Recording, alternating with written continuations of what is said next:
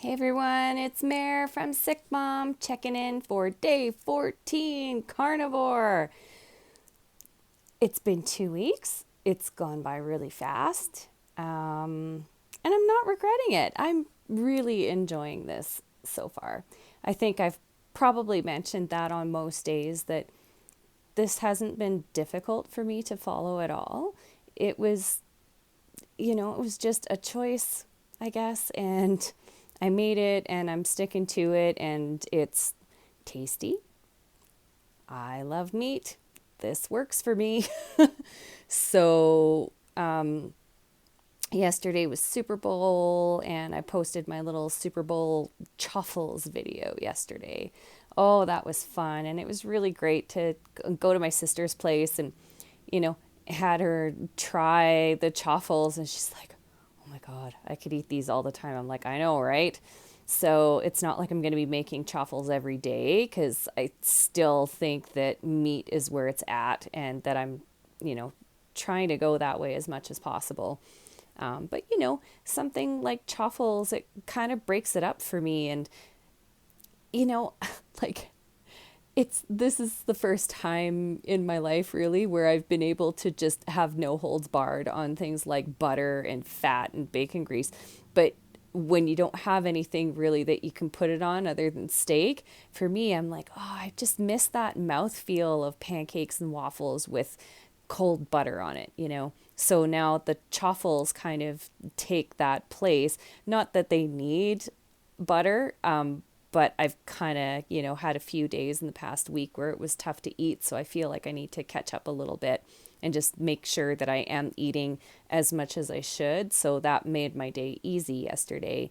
I'd also prepared a can of tuna to bring with me that was really good and it was nice with the truffles. It worked really well. So definitely going to be doing that again and playing around with different recipes and really thankful that I already have a waffle iron. I didn't have to go out and buy one. So that was great.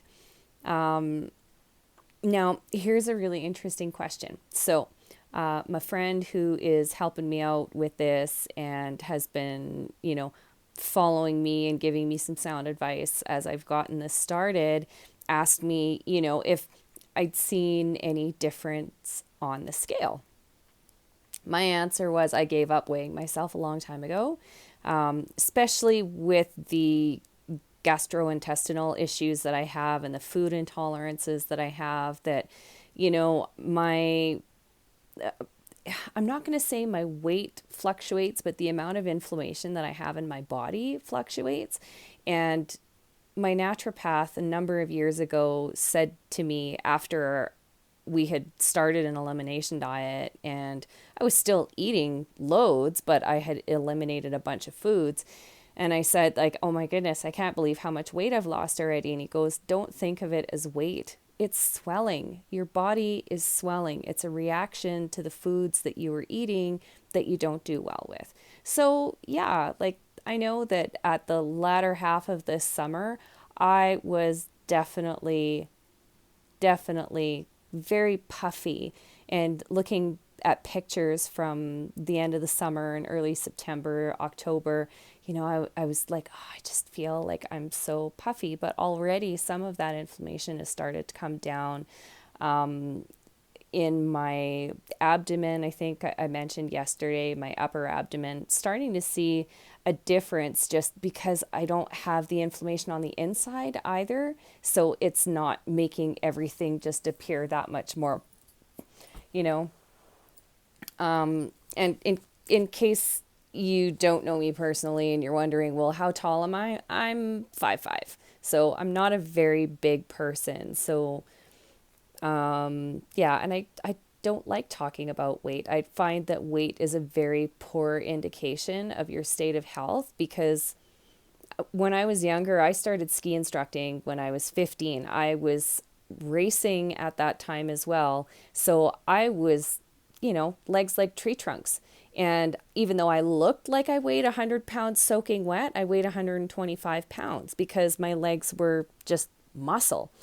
I was pretty much working out every day, just skiing. So I was, teaching on weekends or racing on weekends and just really active. And I'd started running at that point in my life too. So it's never been a good indication for me. And I think I've even tricked those people that, you go to here, we've got the Calgary Stampede where I grew up in Edmonton. It was Klondike days. And those people that they'll guess your weight till they'll guess your age or whatever. I've stumped people on the weight one before. I've never gone to try the age thing, but that would be really interesting because a lot of people tell me I look a lot younger than I am anyway. So, but yeah, nobody could ever guess how much I weighed because muscle weighs 3 times more than fat. You have to remember that, people, that, as you start increasing your lean muscle mass in your body, the scale might go up. So, and as you're slowly losing fat in your body, and if you're replacing it with lean muscle, you may not see a change in the scale. So I go by how my clothes feel. Even just when I had switched to completely drinking drinking hot water instead of other beverages, so like not coffee or tea, I noticed that like I'd already gone down a pant size just from that because it was helping to flush a lot of the inflammation in my system. And at that point too, I also started increasing my salt intake to make sure that I wouldn't be I wouldn't be lacking salt, I guess. I've mentioned in previous videos too that I've always found, well, I can't say always. In the last 5 or 6 years or so, I've noticed that if I'm not getting enough salt, I am a lot more prone to getting headaches, migraines, muscle aches, and cramping. And I mean, I eat the average amount of salt that a person would, but I have to go a little bit above and beyond that, I find, to keep the cramping and the headaches and that kind of stuff down. So my body is telling me that it's happy right now. This is working for me. I didn't mention that I also had my lovely, lovely Shark Week. And I've been taking tranexamic acid for, I'd say, at least 6 months, if not longer than that, to help with heavy bleeding and just extreme fatigue around my period and starting to get cramping where I hadn't really gotten cramping as much prior to that. So when I had spoken with my doctor, she said, listen, this might really help. So I was like, okay. And it has helped. But this month, I didn't even think to take the tranexamic acid. And I was really tired the first couple of days for sure, but my period was shorter and not as annoying. And I had no food cravings. No crazy that time of the month cravings is such a bonus for me because usually I want chips or I want chocolate or not chocolate, chocolate cake. That's kind of my thing, and cookies. And I didn't even think about junk food. It passed, it came and went, and all of a sudden I was like, wow, I didn't have a single sugar or junk food craving. That was really good. I also tend to have a lot more skin problems when I have my period.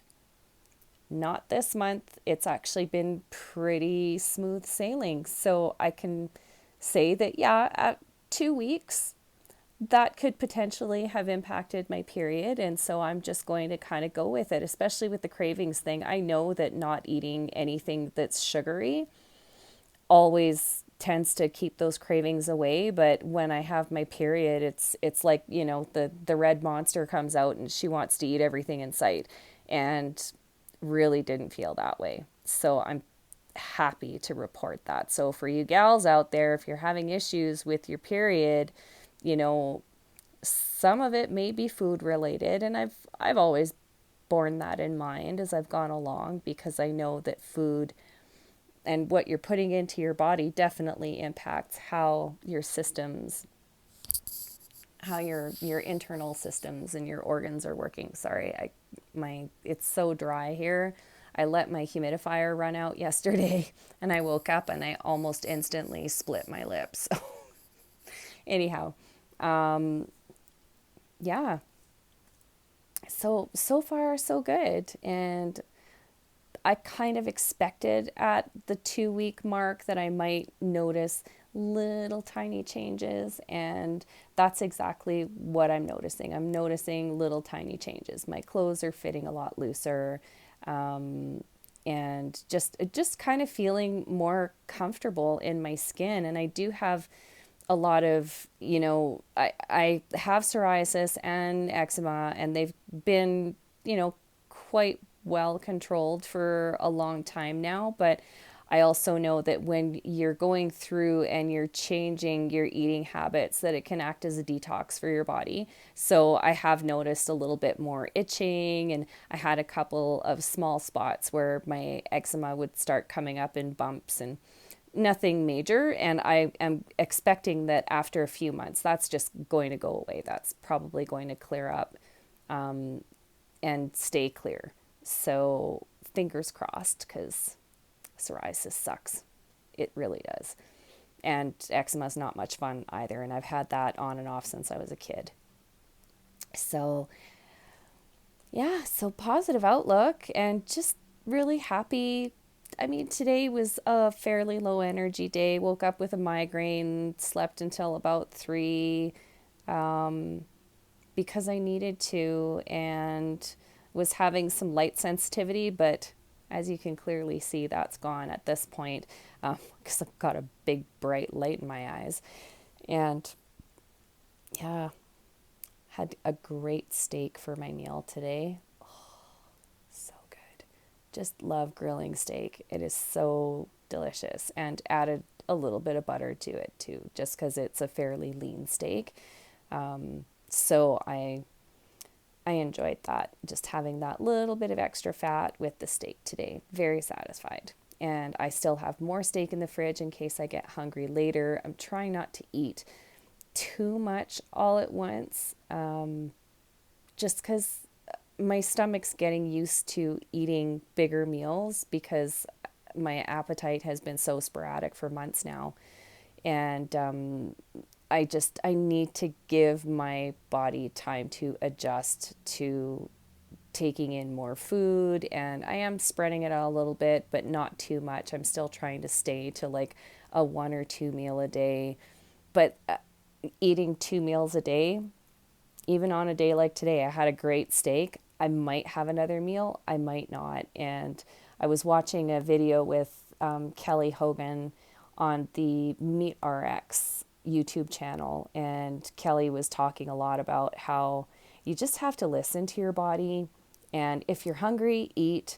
If you're not sure if you're hungry, sometimes actually going to the food and taking a bite will tell you whether or not that tastes good to you at the moment. I certainly know that works for me, and I've kind of been that way for a while already with food, that you take a bite of something and it's like, oh no, this just not doing it for me. I'm not going to choke it down just because I took it out. It can go back in the fridge, it's fine.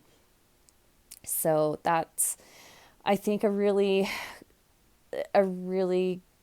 good piece of advice is to just listen to your hunger signals. And if you've been eating lots of sweeteners with your diet, and if you suddenly cut them out, you might not be sure when you're hungry or when you're actually craving sugar and when you're not, because especially with any kind of fake sugar, I always found that years ago I used to use sweeteners quite a bit, and I found that it's like eating around a craving. If you're hungry for something, it's almost better to just eat a little bit of it and see if you want more of it. And if you don't, then okay, you had a little bit of it and then the craving's gone. But if you're eating around the cravings, you're just going to end up eating twice as much before you feel like you're satisfied. So just go for it. And I'm not being hard on myself while I'm doing this. I haven't wanted chocolate since that last piece of chocolate that I ate on, like, I don't know, day 3 or something. And yeah, it's like I think about it and I'm like, I don't even want that. It just sounds like so much sugar. It sounds really sweet and I'm not craving sweets. And when I do, a little bit of whipped cream goes a long way. That has been very satisfying. Yeah, so really good day so far. Happy with my progress, and I will just keep reporting back. If you like today's video, just give us a big thumbs up. Don't forget to subscribe and hit that notification bell so you know exactly when the next video is coming. So for now, this is SickMom checking out.